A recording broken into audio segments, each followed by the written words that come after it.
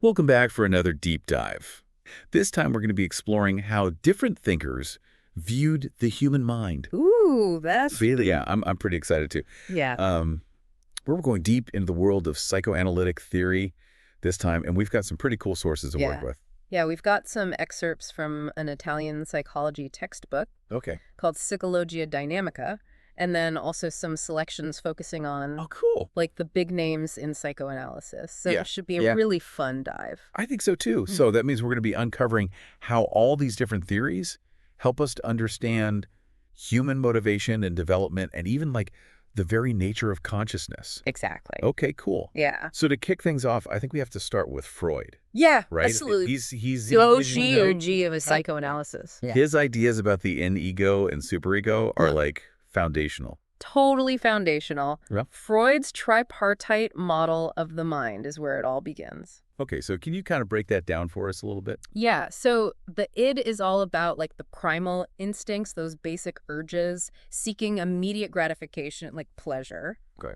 The superego, on the other hand, Yeah. that's kind of like the opposite. Okay. It embodies all those morals and expectations that we internalize from society, like our conscience. Okay. And then the ego Yep. is like the mediator, Right. stuck in the middle, Right. trying to balance the demands of the id and the superego Oh gosh, yeah. while also navigating the realities of the external world. So it's like you've got the devil on one shoulder, the angel on the other, and you're right there in the middle trying to make a decision. That's a great way to put it. Right. Yeah. Yeah. And, Freud believed that dreams Oh, yes. were a window into this unconscious battleground Yeah, that was happening That makes sense. within us. He talked about how dreams can actually protect our sleep by disguising those unconscious desires. Exactly. Yeah. Often use symbols. Yes. Like, I remember the example in the text about the young girl dreaming of riding a horse Yes. and, like, what that might represent. For Freud, that could represent a disguised sexual desire for her father. Wow, okay.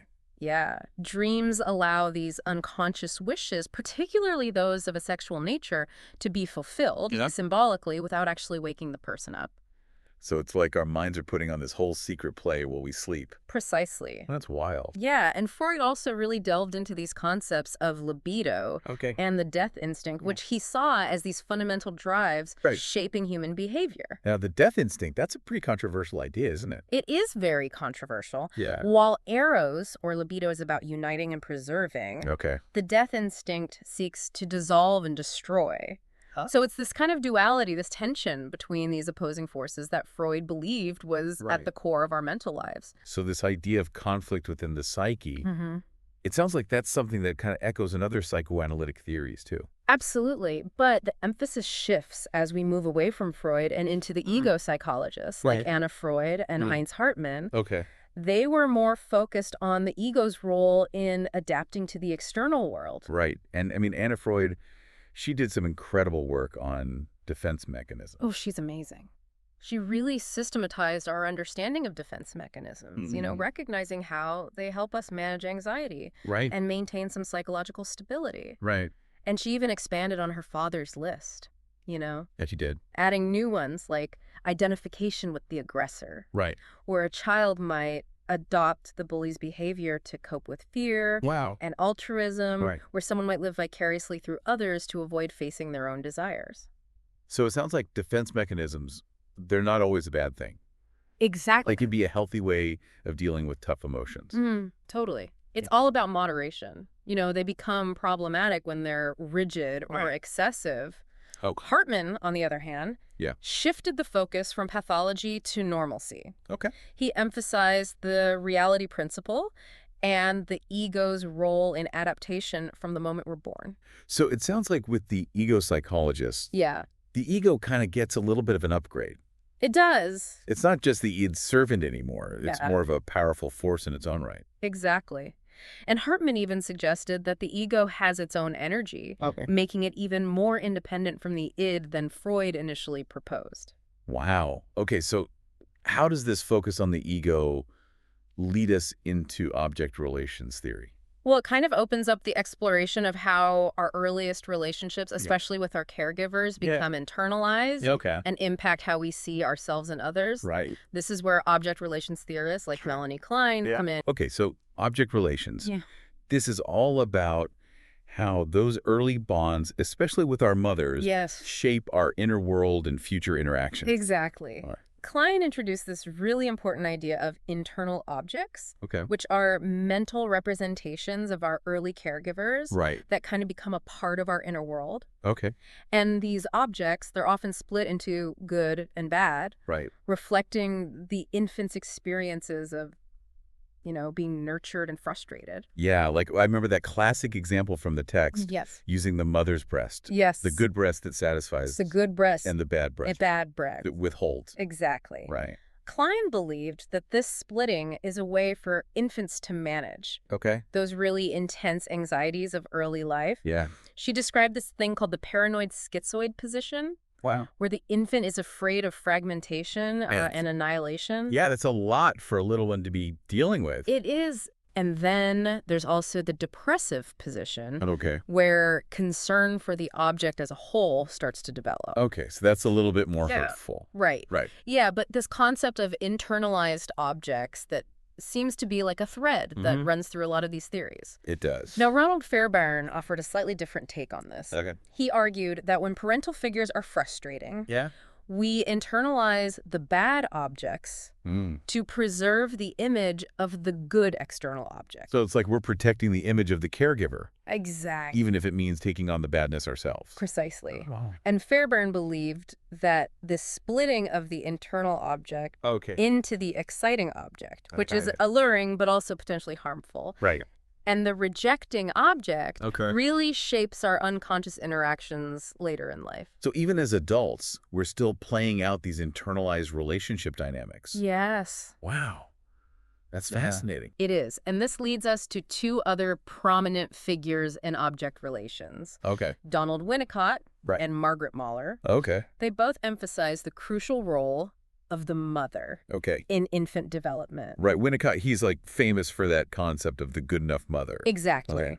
Winnicott believed that the good enough mother provides an environment that allows for the true self to emerge, Okay. that sense of authenticity and spontaneity. Right. And he contrasted this with what he called the false self, Okay. which is a defensive structure that develops Oh, wait. when the infant's needs are not consistently met. So the false self, it's like a mask we wear to adapt to an environment that doesn't feel safe enough to be our true selves. That's a great way to put it. Yeah. And Winnicott also outlined these stages of dependence, Okay. absolute dependence, relative dependence, Okay. and towards independence, Okay. highlighting this gradual process of separating from the mother. Right. He also viewed aggression not as inherently destructive, but as important for establishing boundaries and developing a capacity for concern. Okay, so that's a very different take on aggression than what we saw with Freud. Yes, Right. definitely. Okay. Now, Mahler focused on what's called the separation individuation process, Okay. which is this journey an infant takes from a state of fusion with the mother Right. to a separate sense of self. Okay. And she broke this process down into specific subphases. Okay. So there's the symbiotic phase where the infant experiences that oneness with the mother. Okay. Then there's the subphases of differentiation, practicing rapprochement, Oh my gosh. and object constancy, Wow. where the infant gradually develops a sense of separateness while maintaining an emotional connection to the mother. So it's like a dance between moving toward independence, but also holding on to that crucial bond. Exactly. And Mahler saw the mother as an auxiliary ego, Okay. supporting the infant's journey towards separation and individuation. Okay. Yeah. Wow, so we covered a lot of ground already. I know we did. From Freud's tripartite mind and the ego psychologists Yeah. to all those intricacies of object relations. Yeah. And it's so fascinating to see how these theories, while offering different perspectives, are all grappling with the complexities of the human psyche Right. and the profound impact of early experiences. Right. It feels like we're starting to piece together this puzzle of the mind, It does. but it feels like there's still some pieces missing. There are. Right. Yeah, we've got to keep diving deeper. Yeah. Okay, so next, I Yes. think we should delve into the work of Bayan and Mate Blanco, Yes. who ventured beyond kind of the realm of traditional psychoanalysis They did. to offer even more abstract and philosophical views of the mind. Yes, they did. So this is where things are going to get really interesting. It is. I can't wait to see where this deep dive takes us. I know, me too. Next. Yeah, All right, so stay tuned. definitely. Okay, so we're moving into some like more abstract territory now Yeah. with Bayan and Mate Blanco. Yeah, they really push the boundaries of traditional psychoanalytic thought. They did. Yeah, they moved away from these concrete ideas like internal objects and really started delving into like the processes Right. of thinking and feeling. Yeah. Bion, for instance, Okay. he was fascinated by how we transform those raw sensory experiences into something we can actually think about. Okay. He called these raw experiences beta elements. So beta elements are like unprocessed data. Yeah. Like just stuff coming in, Exactly. like a sudden loud noise or like a flash of light. That's a great example. Okay. Yeah, and Bion argued that we need a mental function Okay. to transform those beta elements into alpha elements, Okay. which are thinkable thoughts. So the alpha function, it's like our mind's software Yes. for processing and making sense of the world. That's a great analogy. Okay, cool. Yeah. Yeah, and Bion believed that this alpha function actually develops from the mother's reverie, Okay. which is her capacity to hold and process the infant's emotions. So it's like the mother's providing the safe space for the baby's intense emotions to be processed and understood. Exactly. She acts as a container Okay. for those really raw, overwhelming beta elements, helping them become something more manageable. Right. And then over time, the infant internalizes that process Okay. and develops their own capacity for thinking. So our ability to think actually depends on those early interactions. According to Bion, yes. And that's pretty amazing. It is, and he took this even further with his container-contained model, suggesting that this need to process emotions Okay. continues throughout life. So even as adults, we're still seeking out containers for our emotional experiences Yes. through relationships, Absolutely. therapy, creative outlets. Anything that can help us process and make sense of our inner world, Yeah. right? Okay. And Bion also believed that those paranoid, schizoid, and depressive positions Yes. that Klein described, Yes. they're not just stages of development. No. They're actually mental states They are. that we oscillate between throughout life. According to Bion, yes. Okay, so we're always moving back and forth between feeling fragmented and overwhelmed Yeah. and then feeling more integrated and whole. Yes. Okay. Now, Mate Blanco, Right. he came at the unconscious Okay. from a totally different angle, Okay. drawing on his background in mathematics. Okay. He proposed that the unconscious actually operates Interesting. according to a logic of symmetry. Symmetry, like Right. like a mirror image. Yes. What does that even mean? Yeah, so in the unconscious, Mhm. differences are collapsed Okay. and opposites coexist Mhm. without contradiction. Okay. So, for example, love and hate Okay. can exist simultaneously. Without canceling each other out. Exactly. Wow. It's like the unconscious doesn't follow those Okay, rules of it's- logic that we're used to. that we're used to. Right, in everyday life. Right. Yeah. Okay, so time also becomes irrelevant in the unconscious. It does. It's just this realm of infinite possibility where everything is happening at once. Yeah. Wow, that's pretty Oh, I mind-blowing. know, right? Okay, so how do emotions fit into this? Well, Matt Blanco believed that emotions actually involve generalization Okay. and maximization. Okay. Like, we project our experiences onto entire classes of objects. Okay. So if you have a negative experience with one authority figure, Right. your unconscious might generalize Okay. that negativity to all authority figures. It's like emotions just blow things out of proportion. You could say that, yeah. They Yeah. amplify and expand our experiences Often. in ways that don't make logical sense. Right. But Matt Blanco argued that this is actually essential Right. for the development of thought. Okay. The conscious mind introduces asymmetry, Okay. which is the ability to differentiate and create boundaries, Right. allowing us to make sense of the world. So it's this dance between the symmetrical unconscious and the asymmetrical conscious mind that kind of shapes our experience of reality. Precisely. And Matt Blanco believed that this interplay Okay. really shapes our relationships, our creativity, Wow. even our sense of self. Okay. He suggested that therapy could help us Oh. to better navigate this parallel functioning No. of the conscious and unconscious. This is making me think about how much of our experience Right. is shaped by forces we're not even aware of. It's humbling, isn't it? It is. Now let's shift gears a bit Okay. and explore interpersonal psychoanalysis, Right. where the focus is on the power of relationships. Okay. That makes sense. After all, we don't exist in a vacuum. We don't. Our Oh. relationships, they're constantly shaping us. Yeah. Okay. So key figures here are Harry Stack Sullivan Yes. and Philip Bromberg. Exactly. Okay. Sullivan believed that personality actually develops through our interactions with others, Oh. especially in childhood. Right. He coined this term the self system, Okay. which is a collection of mental images of ourselves and others that we develop through these interactions. So we're always updating our internal map of the Yes. social world You could say that. based on our experiences. Yes. Okay. And Sullivan, he also highlighted the role of anxiety Yes. in shaping our behavior. He did. He described selective inattention as this defense mechanism Right. that we use to avoid anxiety-provoking experiences. Exactly. So there are parts of ourselves and our relationships that we're not even aware of because they feel too threatening. Precisely. Sullivan also introduced this really interesting concept of the not me. The not me. The not me, which is a dissociated part of the self that holds all those unacceptable or threatening experiences.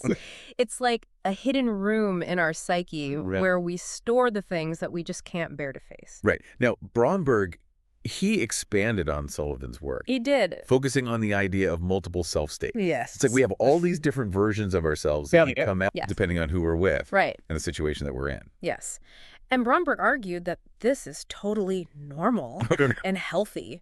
So it's not a bad thing to have all these different sides to ourselves. Not at all. It's more about how well those different parts work together. Right.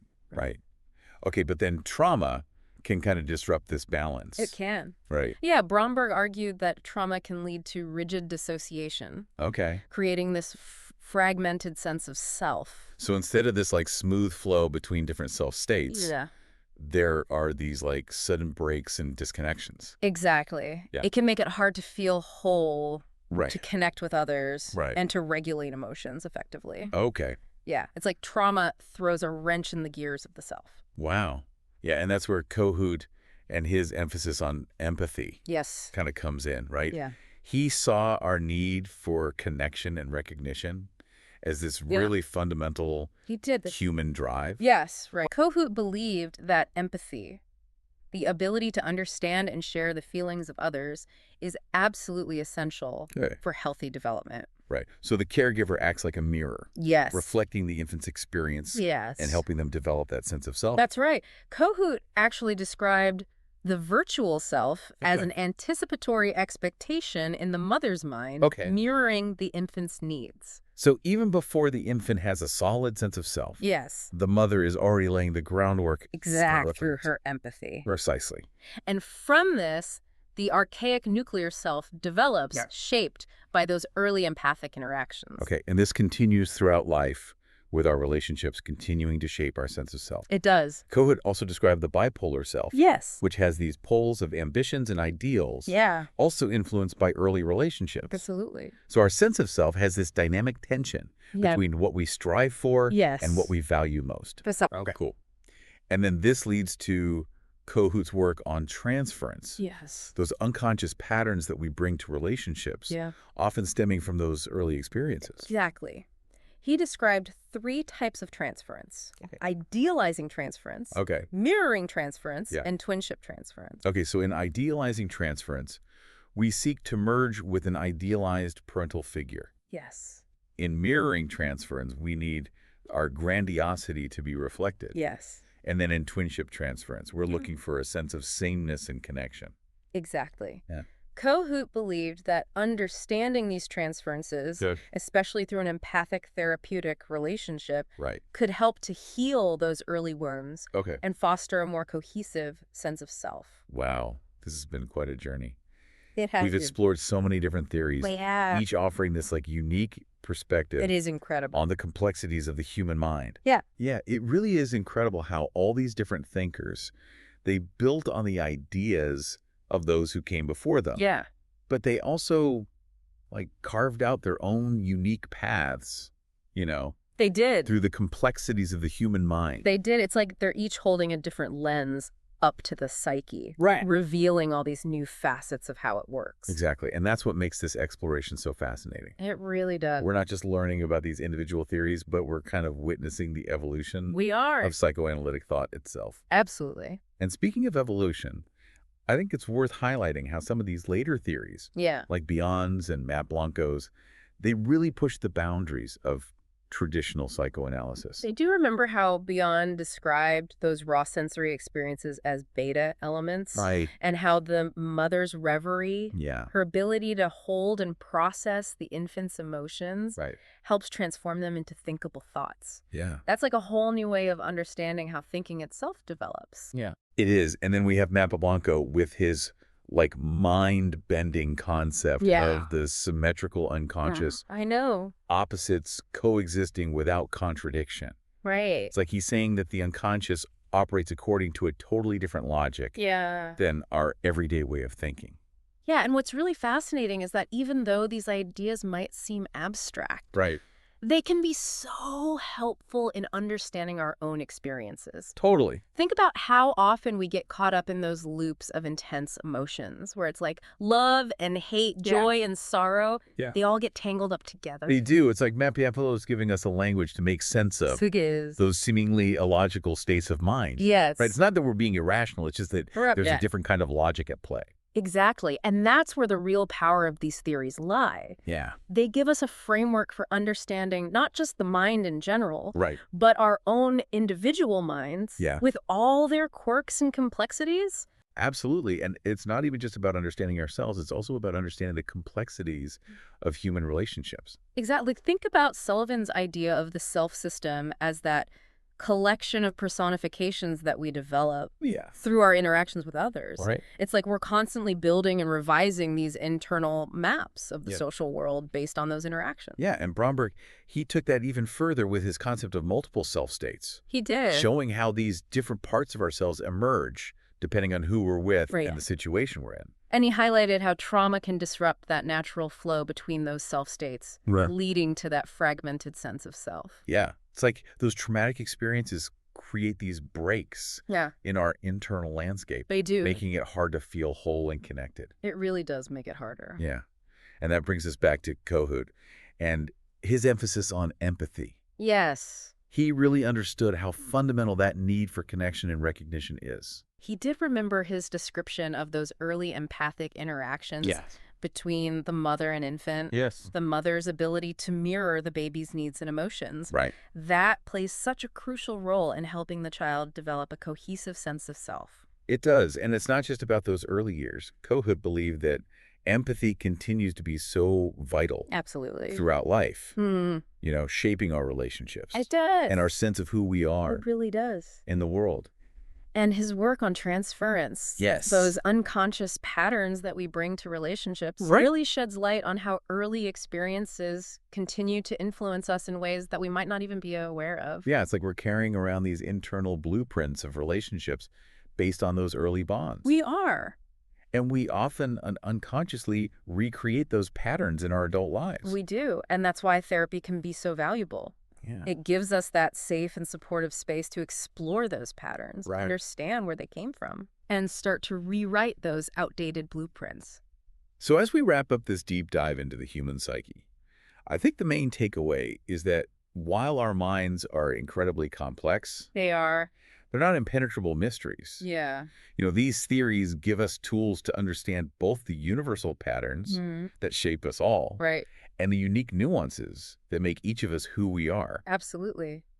What I find so inspiring is that these theories, while acknowledging the impact of the past, they also emphasize our capacity for growth and change. That's a really good point. You know, we are not fixed or determined by our early experiences. Right. We really do have the power to heal, to evolve, and to create new and more fulfilling ways of being in the world. That's such a great point to end on. It is. But before we go, I have one final question for you, our listener. Okay. As you reflect on all these different theories, what strikes you as the most significant difference between Freud's view of the mind and the perspectives offered by those who came after him? That is a good question. We encourage you to explore this question and see what insights emerge. I love it. Thanks for joining us on this deep dive. Thanks, everyone.